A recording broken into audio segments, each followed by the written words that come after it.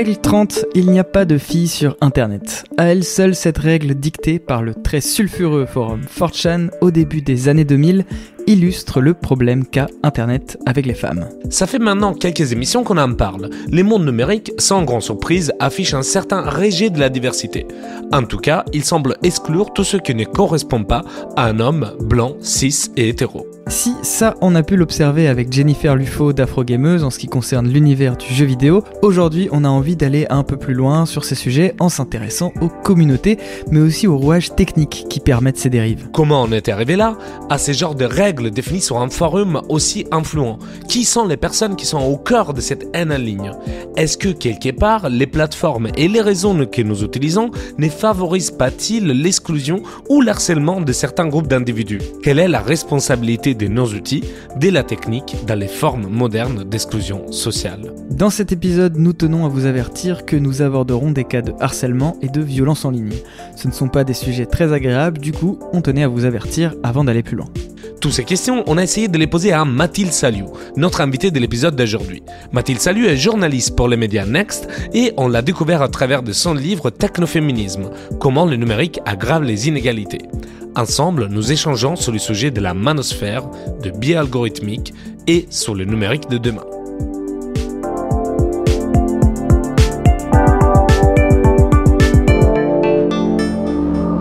Ok, je lance Azerty. Alors on l'a pas précisé en intro, mais le livre de Mathilde, il est très bien structuré et il permet de comprendre plein de choses, allant de la construction des communautés violentes en ligne à la critique de la conception des algorithmes, en passant par plusieurs récits racontant l'invisibilisation des femmes dans l'histoire de l'informatique. Plusieurs portes sont donc ouvertes dans ce qui est qualifié d'enquête unique en son genre par la 4e de couverture. J'imagine que la tâche à ces sujets ne vient pas de nulle part, alors avant d'aller plus loin, on voulait savoir qu'est-ce qui a motivé l'écriture de Technoféminisme. En sortant d'école et en rentrant définitivement dans le milieu du travail, je rejoins très vite une association qui s'appelle Prenons la Une et qui vise à une meilleure représentation des femmes dans les médias, la production média. Et toutes les réflexions qu'on mène là-bas sur quelle est la place des femmes dans la fabrication de tous nos contenus médiatiques, mais ensuite on peut étendre à audiovisuel, culturel, etc. Et comment elles sont représentées dans ces productions. Sachant qu'en parallèle, moi je commençais à être journaliste spécialisée du numérique, peu à peu je me dis mais quand même c'est vachement proche comme problématique. Quand on parle de la transformation numérique, on parle beaucoup de la transformation de l'information, du fait que l'information c'est le pétrole du 21e siècle, enfin les données c'est le pétrole du 21e siècle, etc. Et du coup ça m'avait paru de plus en plus évident que en fait toutes les réflexions que j'avais avec mon association en dehors de mon temps professionnel sur la place des femmes et des minorités d'ailleurs, la manière dont elles sont représentées, le rôle que ça pouvait avoir dans le renforcement ou dans le recul des inégalités, et tout ça pouvait aussi être transposé côté numérique. Donc j'ai commencé à le faire petit article par petit article, et puis ensuite je me suis dit peut-être qu'il faut essayer de faire une petite somme pour comprendre comment ça fonctionne, à la fois dans nos usages numériques, à la fois dans la manière dont les outils numériques qu'on utilise pour nos usages sont construits, et donc derrière dans l'industrie elle-même, qui construit, comment, etc. J'ai l'impression qu'il y a, pour toi, mais je te prête peut-être des attentions, une espèce de manque d'appropriation peut-être des thématiques numériques dans les combats progressistes militants sur ces questions-là. À mon avis, il y a deux types de manques. Il y a côté combat pour l'égalité, notamment combat féministe, mais pas que. Souvent, on manque, en tout cas on a longtemps manqué des réflexions sur le rôle du numérique dans ces affaires. On manque notamment d'analyse sur le fait que comme le numérique s'étend dans toutes les strates de la société, tous les moments de la vie, en fait, il participe aussi à beaucoup des problématiques qui sont critiquées, contestées, etc. Par exemple, dans le cas des violences sexistes et sexuelles, aujourd'hui, dans 9 affaires de violences conjugales sur 10, selon les chiffres du Centre Hubertine Auclair, il y a un pan numérique à l'affaire. Et donc, à quoi ça ressemble? Ça peut être tout et n'importe quoi. Ça peut être du harcèlement, cyberharcèlement, donc des sujets qui sont plutôt bien connus désormais sur la place publique. Ça peut être de la surveillance intime en mode rentrer dans les comptes de réseaux sociaux, récupérer les codes et l'accès aux comptes bancaires, aux comptes de l'administration publique, et donc vraiment rendre très difficile l'indépendance économique de la personne visée par la violence conjugale. Ça peut aussi être, à l'ère où le droit à l'avortement recule dans plusieurs pays du monde, récupérer toutes les données collectées par nos services numériques pour aller poursuivre une femme qui chercherait à avorter. C'est présent dans plein d'endroits, en gros, et en fait dans la plupart des combats pour essayer de faire en sorte que les femmes aient autant de droits et autant de libertés que les hommes. Mais en sens inverse, je voyais aussi que dans le milieu du numérique, depuis au minimum 2013 et l'affaire Snowden, mais en fait, depuis qu'il existe des combats pour les libertés numériques, il y a encore un espèce de plafond de verre, genre une difficulté à vraiment faire comprendre aux gens pourquoi c'est problématique qu'ils soient surveillés. Mon postulat en commençant à écrire technoféminisme, c'était qu'en prenant des cas très concrets, donc par exemple avec les lunettes féministes, peut-être j'arriverai à mieux montrer pourquoi tous ces enjeux de protection de la vie privée, tous ces enjeux de lutter contre le pouvoir énorme de 5 entreprises de la tech, c'était important au sens démocratique. Parce que oui, ok, je parle d'égalité femmes-hommes au début, mais en fait c'est un prétexte pour parler de la société en général et des impacts du numérique sur la société en général. Si on s'arrête un instant, les numériques, Internet, ces fameux espaces publics numériques, n'est pas genré.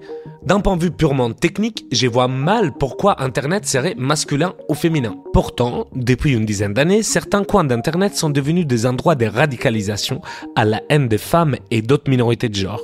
On pourrait parler de communautés incel, les célibataires involontaires, qui se renforcent dans leur ressentiment à l'égard du genre féminin, cause de leur célibat. Ou encore les MGTOW, Men Going Their Own Way, c'est-à-dire de communautés d'hommes qui parlent ouvertement de séparatisme masculin. Tous ces groupes sont responsables d'actes d'harcèlement, attaques personnelles et aussi de tueries. Voyons alors si Mathilde peut nous donner un aperçu de comment la culture masculiniste s'est mêlée avec Internet.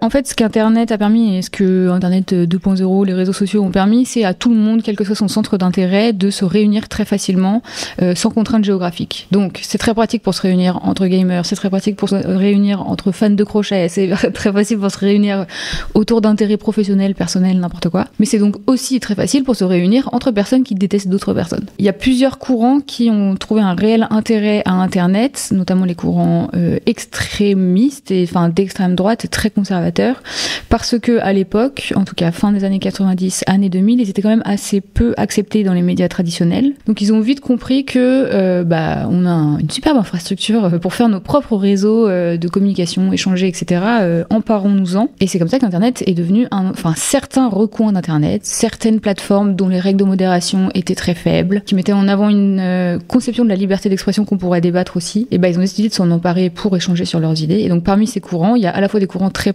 politique au sens traditionnel qu'on sait définir comme l'extrême droite des gens voilà, et puis il y a ces courants de personnes qui sont plus focalisées sur un truc qui est au croisement entre ce qui ressemble à du développement personnel pour des jeunes hommes qui se disent comment devenir un meilleur homme en grandissant, et fair enough, quand on est adolescent on se pose plein de questions sur soi et je comprends que puisse y avoir un intérêt et qu'on puisse se faire embarquer là-dedans. Les filles aussi se posent plein de questions sur comment devenir une meilleure fille, une meilleure femme, et en général les garçons, ce qu'on leur recommande c'est devenir des durs et de renoncer à toutes leurs émotions, et les filles, ce qu'on leur recommande, c'est de se faire très jolie et de faire en sorte de séduire un homme. Et voilà comment beaucoup de problèmes se recréent. Et en fait, sur Internet, il y a des groupes qui ont tiré ces raisonnements-là vraiment de manière très très très poussée pour arriver à l'idée que les hommes étaient victimes des femmes, en fait, que les femmes avaient déjà pris le pouvoir. Ils ont tiré ce raisonnement au maximum en disant non, mais nous, on est victimes des femmes, on devrait avoir... Ils ont une conception aussi du rapport aux femmes qui est très particulière et en fait problématique en termes de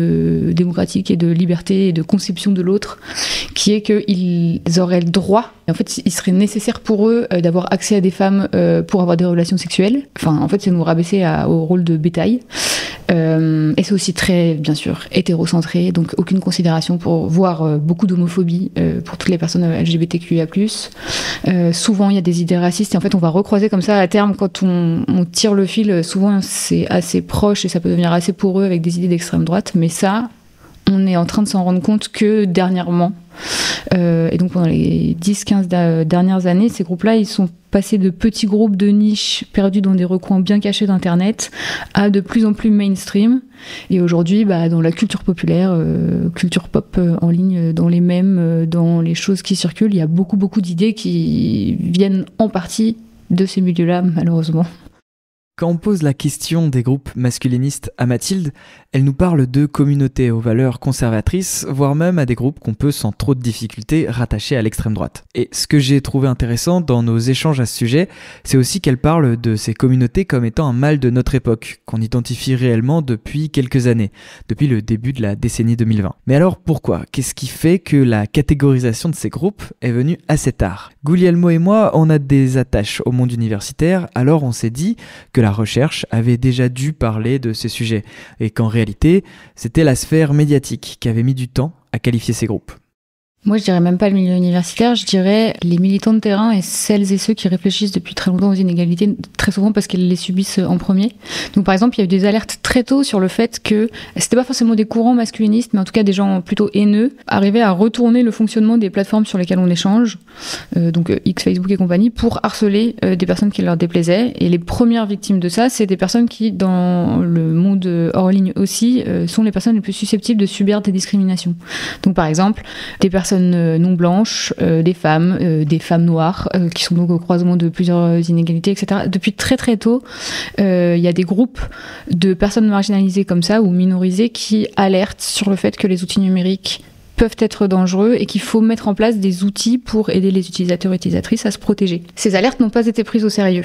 La raison la plus probable, pour l'expliquer très grossièrement, c'est que les personnes qui construisent ces outils, ce sont donc un tout petit milieu social. En fait, c'est très principalement des hommes des pays occidentaux. Si on prend les principales plateformes qu'on utilise, j'enlève TikTok du coup pour cette explication, c'est principalement des hommes blancs américains qui sont passés à un moment ou à un autre par l'une des plus grandes écoles des États-Unis.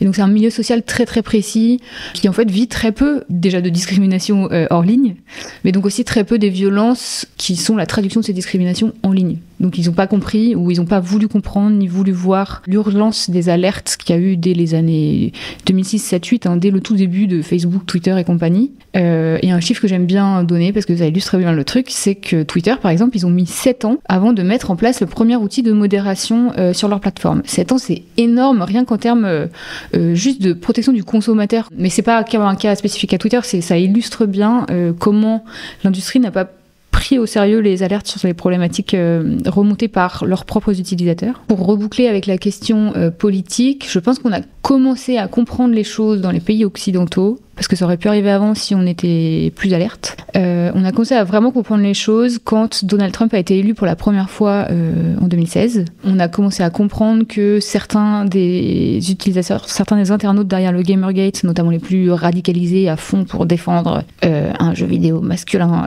qui ne deviendrait pas wokisé ou que sais-je, et ben ces gens-là, ils avaient été mobilisés, ils s'étaient mobilisés aussi pour soutenir Donald Trump en mode Make America Great Again. Et ils n'avaient pas eu forcément cette idée parfaitement tout seuls. On leur avait poussé beaucoup de messages pour qu'ils se mobilisent en ce sens, notamment à l'instigation de Steve Bannon, grand théoricien derrière Donald Trump, de comment faire en sorte pour que le camp ultra-conservateur gagne, quoi, et qui a repéré très très vite l'intérêt d'aller chercher dans ces petites communautés très actives en ligne et quel pouvoir elles pouvaient avoir sur la conversation globale, en gros.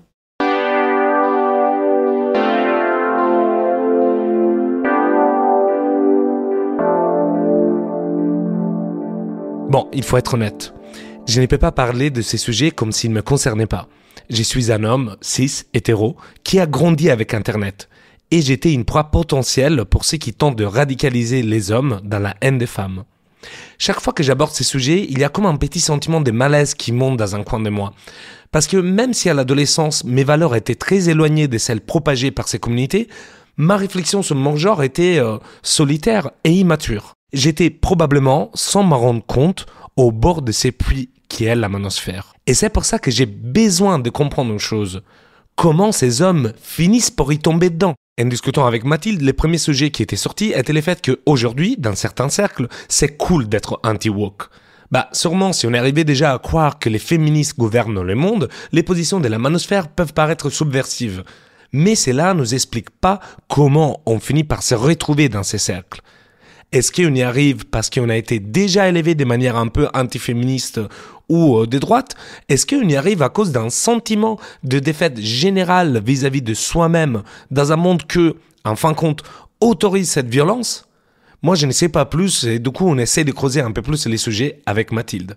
comment on tombe dans les sujets manosphères masculinistes ? En fait, dans la société, même si les femmes ont gagné ces droits-là, il y a encore beaucoup de choses qui poussent l'idée que les hommes devraient avoir plus de pouvoir que les femmes. Par exemple, depuis le MeToo, on parle plus ouvertement de violences sexuelles et on essaye, certains pans de la société essayent de faire en sorte que la honte change de camp, c'est-à-dire notamment que la honte soit sur l'agresseur et pas sur l'agressé, puisque dans la société jusqu'ici, si une femme est violée, déjà elle a subi cette violence qui est atroce. Et je rappelle que les violences sexuelles, c'est qualifié de torture par l'ONU. Mais en plus, qu'est-ce que dit la société ? Et ça existe encore dans plein d'endroits du monde. C'est « Ah, elle a été violée, elle est périmée. On va l'exclure de la société. » essayer de lui faire sentir qu'elle est sale et qu'elle est... Oui, c'est ça, qu'elle devient périmée, quoi. Donc c'est la double peine, littéralement. La honte est apposée sur la victime et c'est vraiment le seul type de criminalité où la honte est sur la victime et pas sur l'auteur. Vous vous faites voler un truc, on peut pas vous dire « Ah, mais t'es nul, pourquoi tu t'es fait voler ?» On va essayer de trouver le voleur. Vous vous faites agresser, on va pas lui dire « Ah, t'es nul, tu t'es fait agresser », on va essayer de trouver l'agresseur. Et le seul cas pour lequel les choses sont retournées dans la société, c'est les violences sexuelles. Et ces groupes-là, peut-être, participent aussi à conserver ce genre d'idées. En tout cas, ça permet de valider que même si c'est cool, on se rend compte que c'est une contre-culture cool, comme je disais tout à l'heure, il y a quand même certainement un peu de vérité si Monsieur le Président dit que Gérard Depardieu, c'est l'honneur de la France, alors qu'il est poursuivi pour viol ou violence sexuelle, je ne sais plus quelles sont les poursuites exactes. Les exemples de Mathilde rentrent clairement dans ce que nous, on a toujours dit dans Azerty, évidemment que le numérique est sujet aux problématiques contemporaines. Dans notre discussion, c'est ce que notre invité cherche à nous montrer. La banalisation et l'impunité dans les cas de VSS, surtout lorsqu'ils sont médiatisés, entretiennent un terreau fertile au développement de groupes d'hommes hostiles au progrès social. Bon alors, maintenant que j'avais le comment on tombe dans ces groupes, je voulais demander à Mathilde quelles étaient les personnes qui composaient ces groupes. Sauf qu'elle m'a très vite stoppé. On dispose de peu de travaux sur les personnes qui adhèrent aux communautés mascu. D'ailleurs, ces hommes sont souvent très réfractaires aux études sur le sujet. Mais le peu qu'on a comme études nous montre une certaine représentation de problèmes de santé mentale. Et ça, Mathilde, ça l'a fait réagir. Si on prenait plus au sérieux les questions de santé mentale, si aussi on cassait le patriarcat dans le sens où vous autres hommes, même si vous êtes persuadés d'y gagner, en fait vous y perdez aussi parce qu'une des choses qu'on vous enseigne très tôt, c'est de couper vos accès à vos émotions. Un vrai homme ça pleure pas. Si un homme commence à montrer des émotions, on va le traiter de fillette. Donc là on est justement sur le fait de faire une hiérarchie entre filles et garçons, mais on est aussi en train de décrédibiliser l'accès à ses émotions, etc. Et en fait en faisant ça, en bloquant l'accès de certains humains à leurs propres émotions, on est en train de construire des futures bombes de dépression et de santé mentale en vrac pour les années à venir. Et ça fait des siècles qu'on fait ça. Et typiquement, en fait, le masculinisme et notamment ceux qui vont suffisamment loin pour aller tuer des gens, c'est la version hyper grossière de ce problème qui est beaucoup plus répandu et qui, pour le coup, on n'a pas besoin d'être masculiniste pour être tombé dedans parce que c'est pareil, ça fait partie de la culture au cinéma, dans les médias, etc., de dire un vrai homme, ça connaît que deux émotions, le succès et la colère. Yes. Et le succès, c'est même pas une émotion, mais c'est ce qu'il est censé poursuivre, quoi. Et en fait, non, l'expérience humaine est beaucoup plus variée que ça. Et si on l'acceptait et si on arrêtait de le dévaloriser, notamment pour les hommes, et probablement qu'on arriverait à résoudre beaucoup de problèmes de violence, en fait. Il y a une véritable exploitation de ces vulnérabilités. Je sais pas si c'est une exploitation pensée, mais en tout cas, les discours masculinistes qui sont très ancrés sur, justement, c'est pour ça que je parlais aussi un peu de développement personnel au début, parce que c'est souvent tourné comme ça, sur on va vous aider à devenir mieux. Quand on est dans un moment de fragilité personnelle, en mode rien ne me réussit et notamment j'arrive pas à trouver une meuf, tout le monde me déteste, etc. Voir des messages en mode mais non, c'est pas de ta faute, c'est de la faute des filles. Tu peux devenir mieux en apprenant telle et telle technique. Ça, c'est les trucs de pick-up artistes qui sont littéralement une école de l'irrespect du consentement. Ça peut être attirant, enfin oui, ça peut être attirant. C'est vrai, je n'ai jamais été éduqué à prendre soin de moi et des autres dans le sens où Mathilde l'a dit, les soins au sens féministe. Et c'est peut-être là un des points de départ, moi numérique, qu'on devrait emprunter.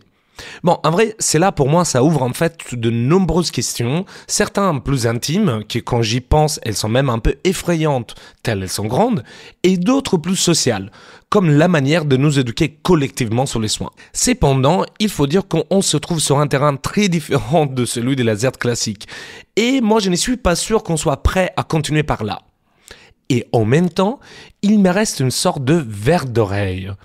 Cette vague d'antiféminisme, avec toute l'énergie mise sur Internet, est-ce qu'elle n'est pas alimentée par quelques mécanismes spécifiquement liés au fonctionnement d'Internet ? Internet n'a pas inventé la haine des femmes, Internet n'a pas inventé le patriarcat, Internet n'a pas inventé aucune de nos structures sociales. Néanmoins, ce qu'il a fait, c'est donc nous donner des infrastructures et une possibilité d'échanger à une ampleur jusque-là inconnue, et infaisable dans l'espace physique. On pourrait pas se retrouver avec la moitié de la planète sur une place pour discuter, alors que c'est littéralement ce qui se passe sur Facebook, en termes de nombre d'utilisateurs en tout cas. Mais elle l'a fait en n'important pas forcément les mêmes règles de communication, d'échange, de respect de l'autre que ce qu'on avait en ligne. Dans les années 90, chez les vieux de la vieille, il y avait ce qu'on appelait la netiquette, mais clairement, ce truc-là n'est pas resté. Ces règles-là ne sont pas devenues mainstream, puisqu'on a oublié le terme, et puis accessoirement la manière dont les plateformes ont été construites, en tout cas les suivantes, celles plutôt aux réseaux sociaux, même s'il y a des règles d'utilisation, conditions d'utilisation qui mettent des règles précises, en fait elles sont pas suivies ni par les utilisateurs, ni même par les plateformes elles-mêmes quand il s'agit de modérer. Après, on s'est aussi rendu compte que la manière dont le contenu était trié était pas neutre non plus, et donc notamment que tous les contenus liés au corps des femmes, etc., c'était modéré tout de suite, parce que par contre, dans les conditions d'utilisation, ce qu'il y avait aussi, c'était la conception plutôt américaine de ce qui est acceptable ou non, et donc il y avait un peu cette pudeur ou pudibonderie, comme on aime dire, je sais pas si c'est vraiment adapté d'en parler comme ça, mais pudeur américaine qui fait qu'il faut pas parler de corps et de sexualité, qui en fait a empêché plein de filles et de femmes de partager leur contenu, alors que des mecs qui balançaient des contenus hyper haineux, eux, ils se faisaient pas modérer. Et donc, il y a un 2 poids 2 mesures qui est régulièrement critiqué sur le rôle qu'ont ces plateformes, sur le type de discours qu'on peut avoir et celui qu'on ne peut pas avoir. Le deuxième point qu'aborde Mathilde me fait penser à un concept qu'elle développe dans Technoféminisme, c'est celui de neutrasculinité. En gros, c'est l'idée que le monde numérique, technique et technologique serait faussement neutre puisqu'il est en réalité construit et dominé par une perspective masculine. Sans se pencher davantage sur la question, c'est normal de ne pas remettre en question la soi-disant neutralité des plateformes et de nos outils numériques. En vrai, ça c'est un sujet que je trouve passionnant, qui mériterait peut-être d'ailleurs un épisode à part entière. En attendant, j'avais vraiment envie de parler de ça avec notre invité, de discuter de comment on a fait croire au monde entier que les technologies représentent un idéal juste et neutre, puisqu'elles sont le fruit de la science et des mathématiques. On nous a présenté des outils comme c'est le produit de l'informatique, donc des mathématiques, donc c'est neutre et puis c'est plus efficace que ce que sait faire l'humain et puis vraiment c'est tip top quoi, adoptez-le tous, ce que nous avons fait. Mais en fait non, ça n'est pas neutre pour la simple et bonne raison que c'est des technologies qui ont été construites dans un contexte précis, par une population précise, c'est des produits de la société comme tout le reste et donc ça embarque des visions du monde.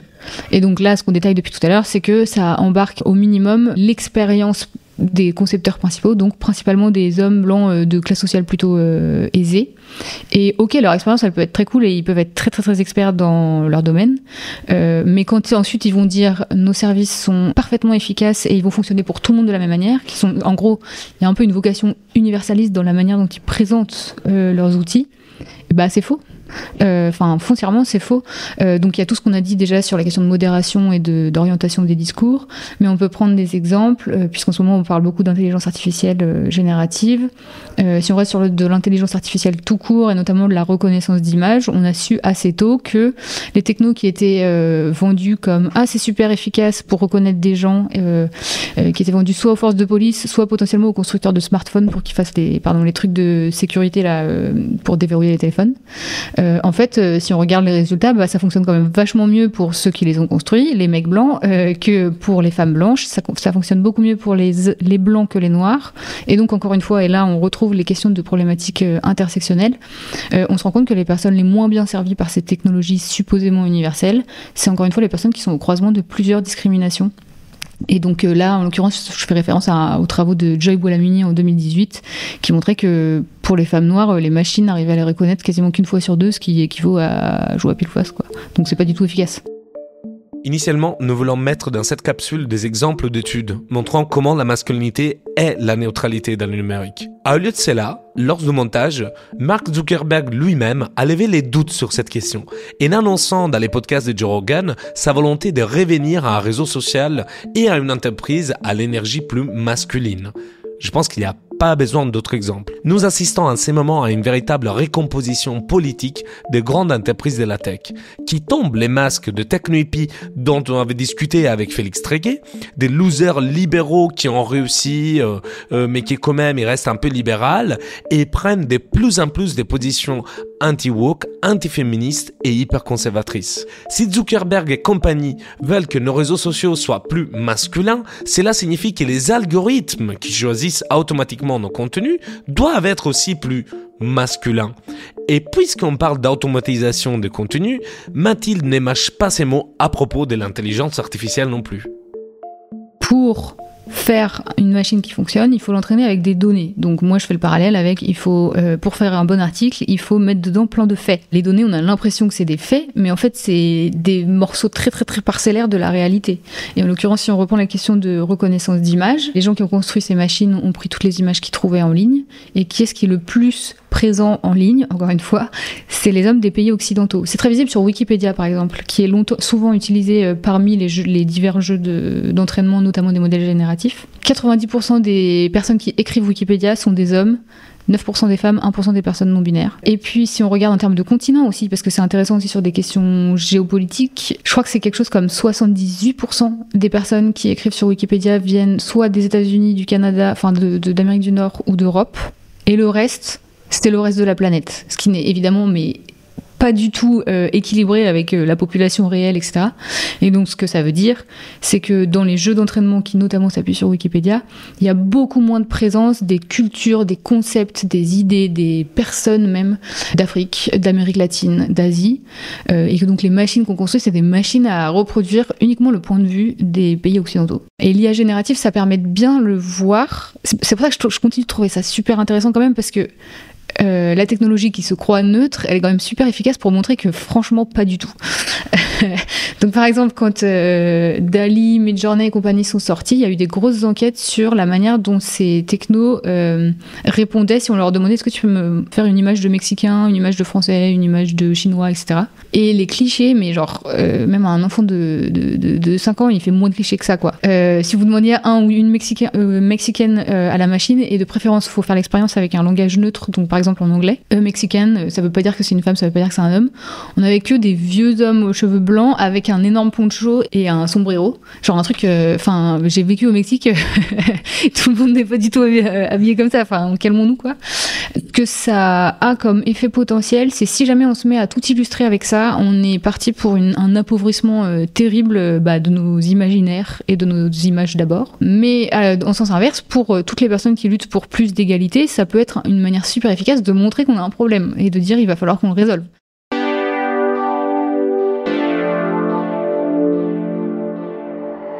Azerty. Ceux et celles qui nous écoutent depuis un certain temps les savent bien. Chez Azerty, nous parlons de reflet numérique parce que nos interlocuteurs et interlocutrices nous disent souvent que le numérique reproduit et amplifie des structures qui existent déjà dans la société et en nous-mêmes. Face au technoféminisme, est-ce que Mathilde est de même avis ? Quand j'entends dire le numérique ne change rien, je suis pas d'accord. J'aurais plutôt tendance à dire il renforce des logiques de domination existantes. Pourquoi ? Parce que, et c'est pour ça que je mets l'accent sur les questions d'efficacité, neutralité supposée de ces outils. En fait, quand on les déploie, les gens qui les déploient ont tendance à le faire au motif que ça permettrait d'être plus efficace, mais ça leur permet aussi de se déresponsabiliser dans les choix qu'ils font. Donc s'il y a un problème, ils disent c'est pas notre faute, c'est la faute de la machine. Or, les sujets dont on a parlé, notamment si on prend les questions d'accès aux aides sociales, foncièrement c'est des sujets de politique publique, donc ça veut dire que c'est des sujets politiques, donc il faut prendre des décisions et les assumer. Ça demande des lignes claires, de trancher dans un débat extrêmement complexe, certes, mais c'est le rôle par exemple de nos représentants politiques. Et en fait, le fait de dire on a déployé cette machine et elle fonctionne mal, ça permet de dire c'est pas ma faute, c'est soit la faute du concepteur, soit c'est la faute de la machine, on sait pas pourquoi elle a bugué. Mais en fait, c'est pas acceptable ça au sein d'une société. Nous, en tant que citoyens, citoyennes, on a le droit et on a besoin de pouvoir demander des comptes. Et en fait, ce que font souvent les déploiements d'outils numériques un peu à tout va, c'est que ça nous complique à nous le fait d'aller demander des comptes. Donc en ça, je trouve que dire juste ça reproduit ce qui existe déjà, c'est oublier la partie ok, mais dans ce qui existait déjà, si quelqu'un est raciste, on peut le critiquer pour être raciste. Actuellement, on a quand même des lois qui protègent contre ça et on peut aller demander des comptes et on peut le traduire en justice. Si c'est une machine qui opère du racisme, qui est-ce qu'on emmène devant la justice? Comment on fait pour demander réparation? Elle reproduit des choses qui existent, elle n'a rien inventé. Ça, c'est clair et net. Par contre, je suis tout à fait d'accord sur le truc, c'est pas Internet qui a inventé les hiérarchies que les humains se mettent dans la tête les uns vis-à-vis des autres. Par contre, ce qu'elle permet de faire, c'est d'avoir bon dos, c'est de deflect, de déplacer la responsabilité et de dire c'est la faute des mathématiques et pas la faute de l'humain qui a fabriqué la techno. Et ça, je suis pas d'accord. Et je pense qu'en tant que citoyen-citoyenne, on doit pas être d'accord avec ces raisonnements-là. Pour autant, elle a quand même été super utile sur plein de choses qu'on a aussi un peu évoquées. Elle reste utile encore aujourd'hui. Si on réfléchit encore sur des logiques de mouvements sociaux, c'est hyper intéressant d'avoir les outils de technologie les plus pointus qu'on a pour mieux comprendre ce qui se passe sur la planète et comment peut-être lutter contre le changement climatique en cours. Et on peut faire des choses qu'on aurait été incapable de faire à ce niveau de précision sans les outils numériques qu'on a développés au fil des années. Je pense que ça ne change rien, c'est pour dire qu'il faut pas tout jeter, quoi. Et ça, je suis d'accord. Le problème, ce qu'il faut qu'on fasse, c'est qu'on arrive à réfléchir en tant que société et à s'emparer du sujet, surtout à ne plus le laisser dans les mains de la seule industrie, des seuls acteurs privés, s'emparer du sujet en tant que société pour dire ce qu'on veut, en fait. Là où on veut bien déployer la technologie, là où on dit c'est mort, les risques que ça provoque, arrêtez-vous, en fait. Malgré tout ce dont on a parlé, les groupes masculinistes, les biais algorithmiques, la fausse neutralité des plateformes, on sent que Mathilde a toujours cette approche très nuancée sur le numérique. Ça, c'est ce que je me suis dit pendant tout l'enregistrement, en entendant son avis sur l'IA comme étant l'une des technologies qui met en exergue les problèmes liés aux représentations, ou lorsqu'on discutait de diverses initiatives en ligne. Elle le dit elle-même, il ne faut pas tout jeter. Alors l'expression de cette nuance, elle m'intéresse. Et j'ai l'impression qu'elle est même teintée d'espoir, peut-être. Alors après tout ce qu'on s'est dit, toutes les conclusions qui ressortent de technoféminisme, son avis m'intéresse. Peut-on encore espérer un numérique plus juste, moins discriminant, moins sexiste, plutôt que simplement le déserter? Je pense que on a besoin, et c'est en cours, de critiquer très très fort le système économique derrière le monde numérique qu'on connaît. Celui qui a permis à 4 ou 5 acteurs de prendre un pouvoir énorme, un pouvoir plus fort que certains États. Ça, c'est vraiment très très problématique. Et donc du coup, là, je sors un peu du numérique et dire ce qu'il faut qu'on aille analyser, critiquer, corriger, c'est le système économique. Donc en fait, des questions de société en dehors du monde purement numérique. Sur le monde purement numérique, je m'inquiète beaucoup des effets qu'a le système économique qui pousse à chercher à ce que nos 5 grands acteurs, notamment états-uniens, cherchent toujours plus de profit. Les effets que ça a sur leur déploiement matériel et donc sur la planète à terme. Donc non seulement ils sont, leurs outils, quand on les croit neutres, ils participent à poser beaucoup de problèmes de société, au sens égalité. Il est urgent qu'en tant que société, même si on pense ne rien y connaître, moi je veux l'avis des gens qui n'y connaissent rien. Parce que eux, par exemple, seront beaucoup plus à même de nous dire là où mettre du numérique n'a pas été aussi efficace que vendu, par exemple. Donc on a besoin que tout le monde discute, y compris ceux qui ne veulent pas du numérique, et qu'ensemble on arrive à inventer des solutions pour faire le monde qu'on a envie d'avoir. Retrouvez les thèmes et les questions abordées dans cet épisode et bien plus encore dans Technoféminisme, comment le numérique aggrave les inégalités, un livre de notre invitée Mathilde Saliou qu'on remercie chaleureusement pour avoir pris le temps de répondre à nos questions. Si cet épisode vous a plu et que vous nous écoutez sur la bande FM de Radio Grenouille, on vous donne rendez-vous dans vos applis de podcast pour une version légèrement plus longue. Pour ceux qui nous écoutent déjà sur les applications, n'hésitez pas à partager l'émission, à la commenter, à nous mettre des étoiles et à vous abonner au podcast, ça nous aide beaucoup. Merci d'avoir écouté et à bientôt en podcast et sur les ondes.